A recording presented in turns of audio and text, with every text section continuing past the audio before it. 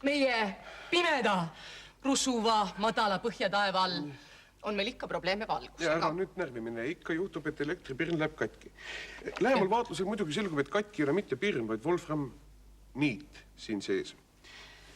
Soovitame seda. Pange pirn jõupaberist kotti, võtke mingi elassemese ja lööge pirn puruks. Nii. Nüüd võtate siit selle, mis alles jäi ja sõlmite Wolfram niidi kokku. Me siin aja kokkuhoiu mõttes ei hakka pusima praegu, sest meil on üks selline restaureeritud pirn nüüd valmis. Teil tuleb klaasikillud uuesti väga hoolikalt kokku kleepida, kuna siuke restaureeritud pirn on õrn, te võite tõmmata ta ka skotsiga pärast üle. See peaks muidugi läbipaiste olema. Leukoplaastrit või džinist isoleeri on muidugi mõttetu kasutada, sest valgus ei tule pärast läbi. Viimase killu kleepimisel te peaksite proovima pirni sisse natukene vaakumit saada.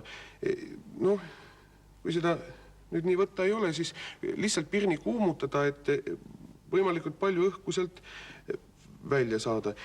Ja nüüd selline restaureeritud pirn, ta muidugi kaotab natuke oma valgusjõus. Näiteks vastavalt 100-vatisest pirnist saate 40, see oli nüüd 35, see on umbes siuke 7 vatti, aga suurem pimedus on ikka võidetud jälle.